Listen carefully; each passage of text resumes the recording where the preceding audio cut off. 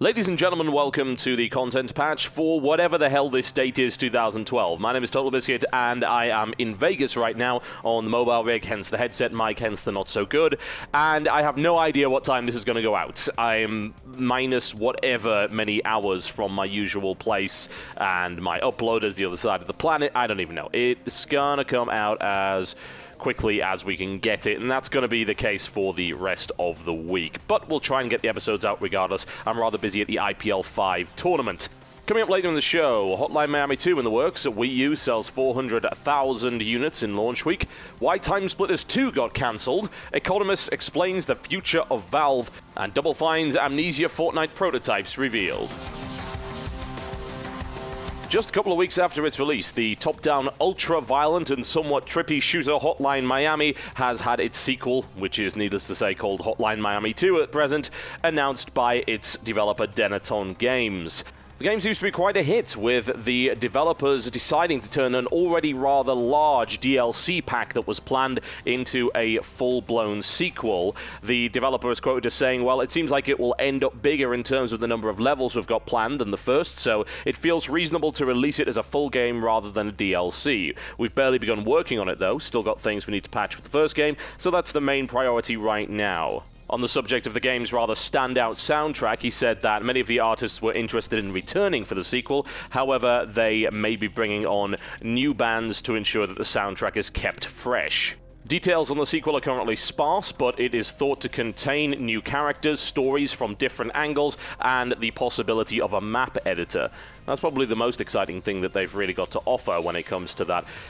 I actually like this game a lot, and I can definitely understand why there was a ton of buzz surrounding it, why people are really enjoying it, because it's this awesome cutthroat hardcore shooter that's difficult to play but very, very satisfying to pull off. It's almost like a puzzle game when you think about it, because you have to figure out how exactly you're going to approach the areas. You know that when you kill this guard, it's going to alert that guard who's going to come in from that direction, therefore you need to plan what you're going to do to him before you even engage the first guy. It's not what I would call a twitch shooter at all. You die in one hit, and then you have to restart the area. So it's a tricky one, and it's surprisingly strategic. I think that people were initially fooled by its facade, the fact that it is a pixel art, ultra-violent little game with this fear and loathing in Las Vegas drug aspect to it, and I think the only thing that I really want them to fix is the swaying, because I love the game, but the way that it sways back and forth as you move actually makes me seasick, which is really unfortunate. If they could patch that out, I'd happily just finish the game.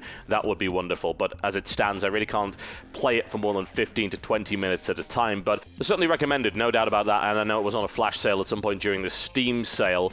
Now, some people may have a problem with the fact that this is going to be a sequel. I've never really had too much of an issue with a sequel just providing more of the same, unless there was something inherent that really, really needed to be fixed. Stuff like Orcs Must Die 2. That's just a great game. Yes, of course, it contains the same kind of content. Yes, it is pretty much the same principle as the original, but it's a bunch of extra levels, a few new features, co-op, new traps, and better graphics. Yeah, that's okay. That's fine for a sequel. It's $15, but of course, the flip side of that is something like Borderlands 2, which is essentially asking for $60 for what is pretty much the same game as the first and not fixing the problems that the original game had to begin with.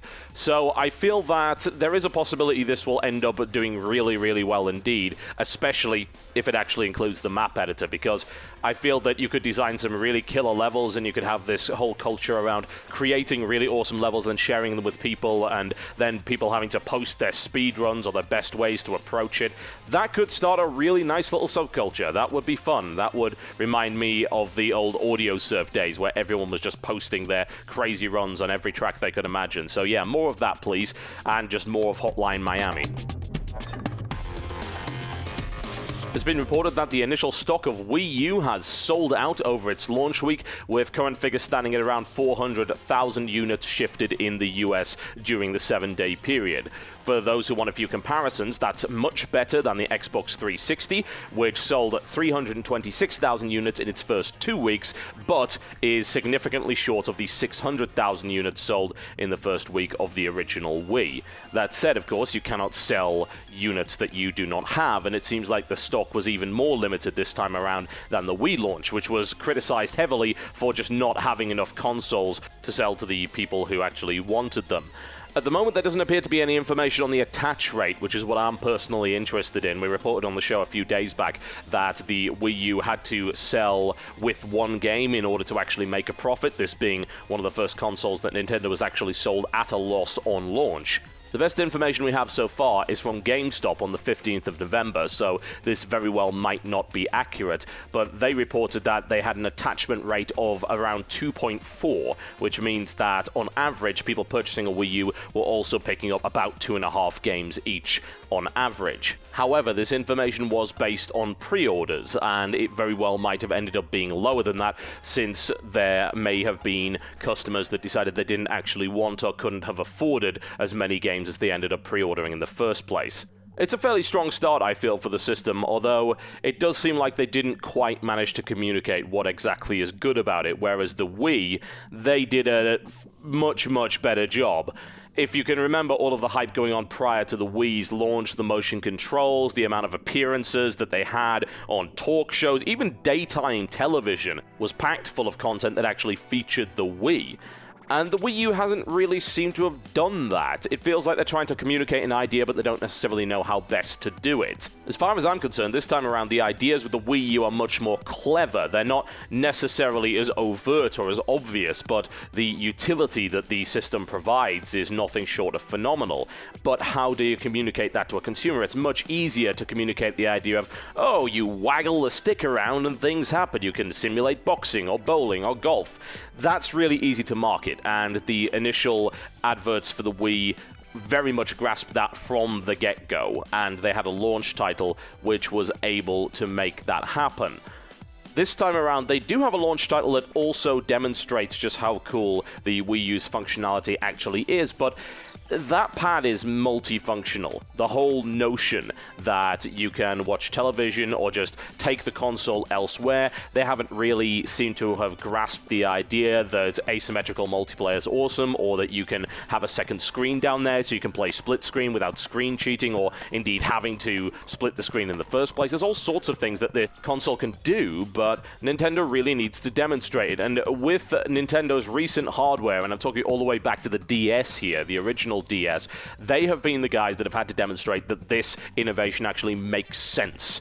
And sometimes it's worked out for them, and sometimes it hasn't worked out so well for them. The DS absolutely sucked, as far as I'm concerned, until Nintendogs came out, and then games started to come out that actually made sense, that used the second screen and used the touchscreen properly. Before that, it was gimmicky, it was horrible, and Wii U is having some similar problems. There are some uses of the touchscreen which just don't make an awful lot of sense, and some games that don't really understand the notion that you have a second real-time high-resolution screen there available to do something with. But we'll see how it turns out for them, and of course the Christmas period is going to be very important for the console, and then the next few months after that prior to the announcement of Sony and Microsoft's next systems.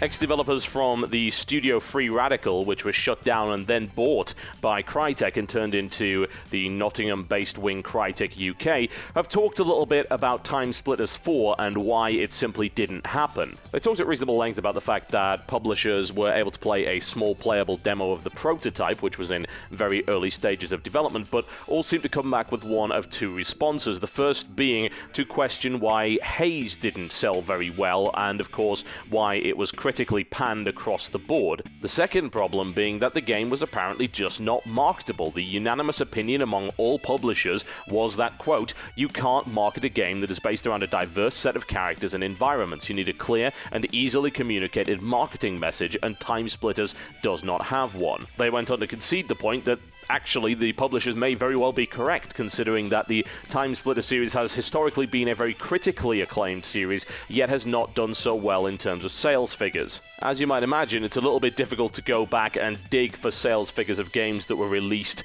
12 years ago, but according to VGCharts.com, Timesplitters actually only sold 430,000 copies worldwide over the course of 12 years. That is not very good.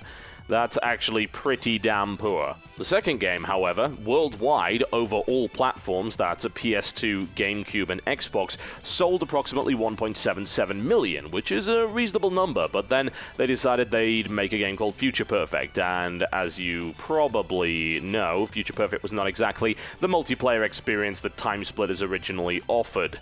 So I can certainly understand the attitude. It's very easy to go on a rampage just blaming publishers across the board, but you've got to bear in mind that these guys made a series of games. They didn't sell especially well. Timesplitters 2 sold fairly well. Future Perfect not so much, even though it had, for the most part, pretty good reviews across the board. Now, Haze was a goddamn disaster. So this game sold about 800,000 copies, which is not a terrible number for an original IP that was stuck on the PS3 only. It wasn't exclusive, but it also came out at a time when the PS3 was not well understood, and it also happened that most people didn't own one yet. So that's a little bit of a problem. It was expected to be an FPS killer app. It ended up being a complete disaster from a studio that honestly had much better things expected from them. The managing director of Crytek UK actually said that Haze had a lot of development issues and they were mostly technical in nature. The PS3 was a powerful machine, but a very difficult one to get the best out of, and the studio as a result hit a few stumbling blocks. They spent more time trying to get the game running properly and less time actually designing a good game in the first place, and Haze pretty much killed Free Radical before Crytek swooped in and saved them. So it's not a really good game. In fact, it's actually a really bad game, and there are various different problems with it that aren't just bug-related, and the whole storyline is just downright ridiculous. And the characters are terrible, the writing's awful, the voice acting is a disaster, it's highly linear, it doesn't run very well. So you can definitely see why some publishers are just a little bit gun-shy. And at the end of the day, they've got to front a lot of cash for a game that might not sell very well. And you can scream at them from the high heavens, oh god, Timesplitters would do so well in this market, but there's actually no evidence that that would happen. I mean, even back in the days of arcade shooters, it didn't sell all that well. Now we are in the realms of the modern military shooter where Call of Duty and its ill-gotten brethren sell a bazillion copies each. So why exactly would anyone fund a game like Timesplitters, which is the polar opposite of that? As much as I would like to see a new Timesplitters, it doesn't seem like it's all that likely to happen. And as part of a side bit of news, there's currently a big petition going on to try and get Crytek to remake Timesplitters 2 in HD. And they never said that they would. They were interested in it, but they're looking to try and get 300,000 signatures to see whether or not there's actually any interest in this thing being made. So it might happen, maybe. And if you want to check out the petition, then, well, Google is your best friend on that one. A man by the name of Yanis Varoufakis, who is probably not pronounced that way, and also happens to be an economist, has been talking about his residency at Valve and the various crazy things that have been going on there in regards to a so-called single currency. It's a little bit of a weird post to read, honestly, because it's obvious that he's dancing around certain ideas that he can't really talk about due to, no doubt, an absolute army worth of lawyers and NDAs floating around his every possible move, but he was discussing the idea of Gabe Newell wanting to create a so-called single currency, which seems to be some kind of cross-game monetary unit that could be used to trade items throughout games and just unify the whole economy that is building around Valve's titles, as well as the various MMOs and free-to-play games that happen to be lurking around on Steam. He also made the rather startling claim that there are 1 million people making a living off of Valve's games, and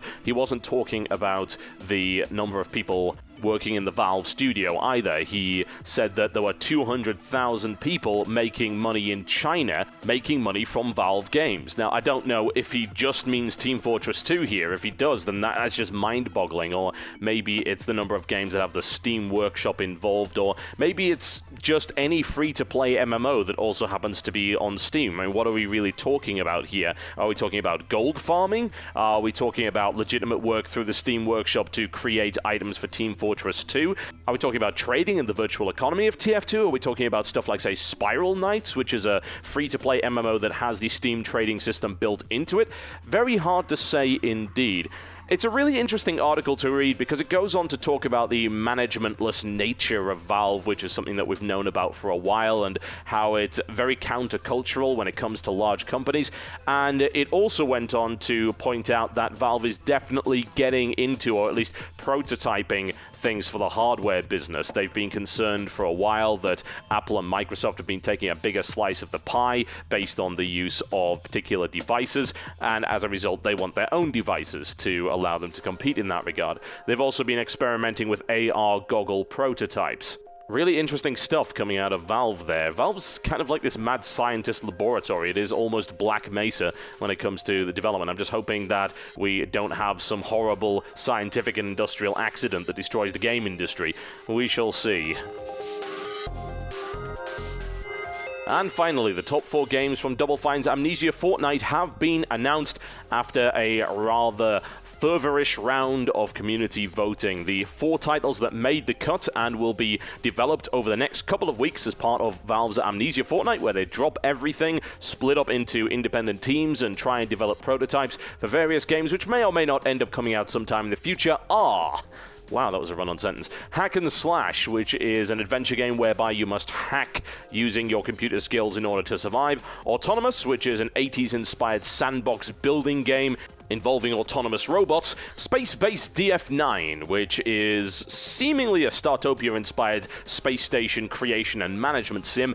And The White Birch, which is an ambient exploration title. That's not a bad little list, actually. Autonomous and Hack and Slash were the ones I was certainly interested in, and none of these games might end up actually making a full-scale release. You never know, really, but stuff like Iron Brigade and Costume Quest and the forthcoming game Middle Manager of Justice, they were all developed during Amnesia Fortnight, so there is a strong possibility that some of these will end up coming out. I'm definitely looking forward to Space-Based DF9. Yes, space station management game, absolutely. Hack and Slash definitely seems interesting. I have to wonder if they can differentiate it from the forthcoming indie game Code Hero, whereby you have to make your way through various adventures while learning JavaScript and altering the nature of the game within the game in order to get past that.